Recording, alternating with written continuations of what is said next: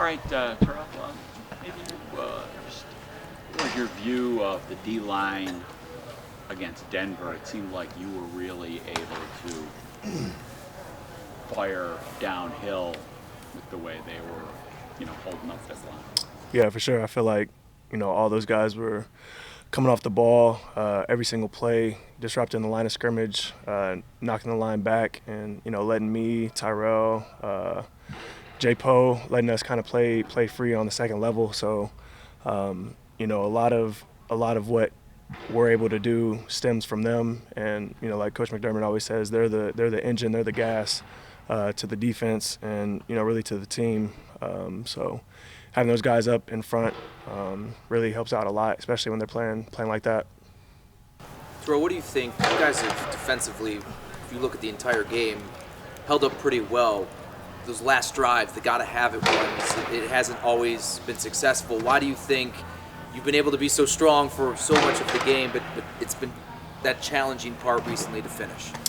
Yeah, I think it comes back to just execution, especially on my part, starting off, just doing what we're supposed to do. We're in position to make plays. We got to make the play. And in critical moments, critical situations like the end of the game, last drives, where you got to have it. That's the focus, and that's something that we've emphasized, and something that even now we're still working on.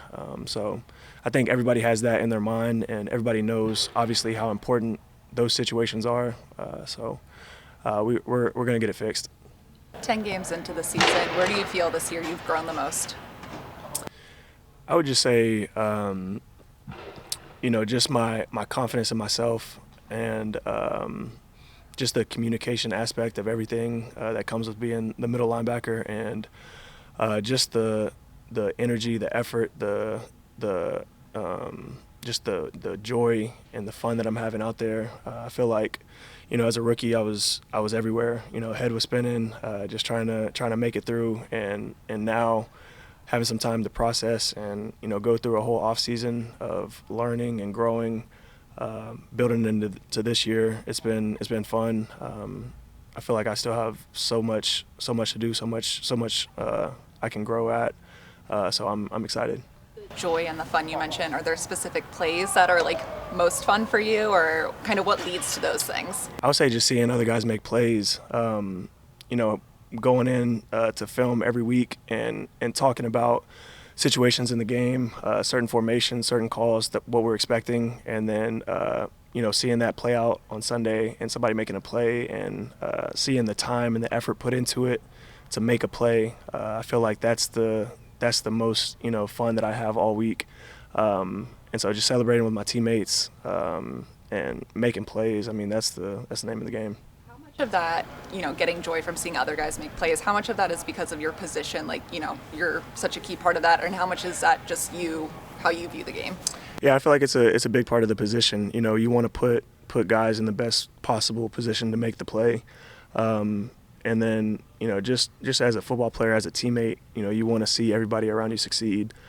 So when guys are having success around me, it makes me want to go out there and have success myself, as well as just having that internal joy for them, and seeing all the work that they put in throughout the week and seeing it pay off on Sunday.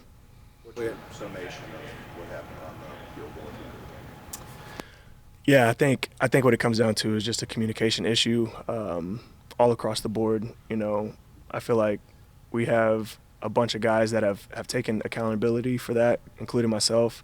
And I think it comes down to communication. Trying to change personnel and get the right people on the field to try to win the game. Didn't go our way, and we'll learn from it and get better from that.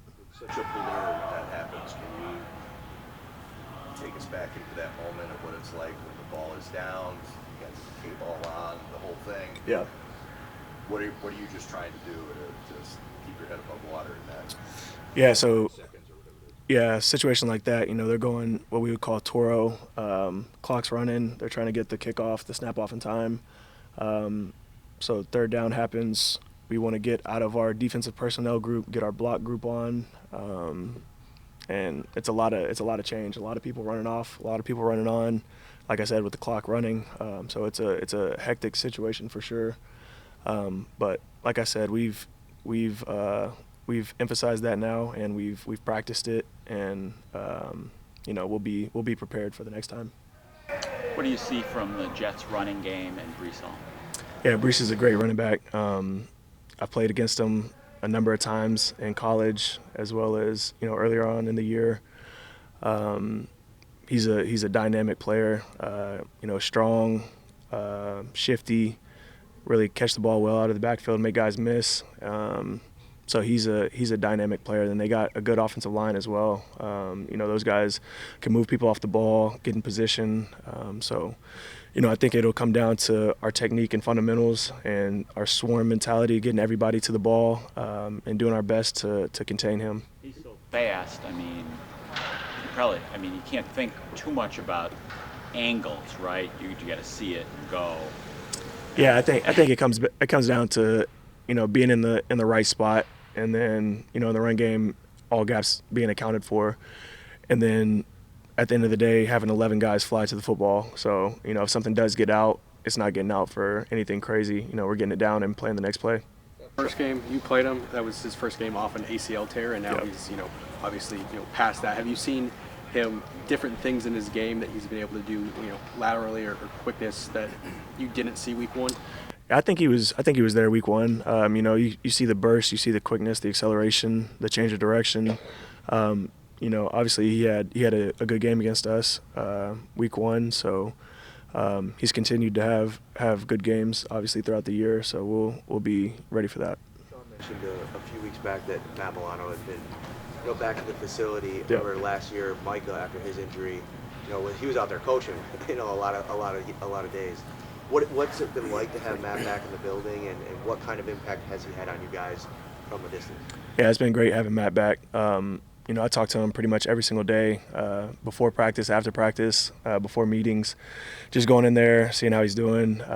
He's giving us tips, giving me little things to work on, things that he sees, during the game that I can improve on. So he's been, everything that you would expect. A leader, just a great guy at the end of the day, and he's working hard to be back as well. But just his input and his voice is super powerful and super strong with everything that he's done. So him being able to give back to us and still help us in our progression throughout the year, it's been good.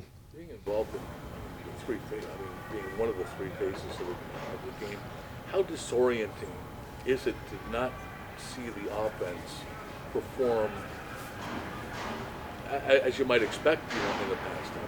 Is it how disorienting might that be for defensive players? Yeah, we don't really view it like that. I think our whole mindset and our whole goal is do whatever we have to do to get the ball back to Josh Allen. We know what type of player he is, what type of quarterback he is, and at the end of the day, we haven't been doing a good enough job taking the ball away, giving them good field position to start with, and setting them up to score. So I think that's what it comes down to, and that's what we're talking about in our rooms, in our meeting rooms, and as a unit is doing everything in our power to take the ball away, flip the field, give them field position, and set them up to score. Because when we do that, I don't know what the numbers are, but I'm sure it's pretty good.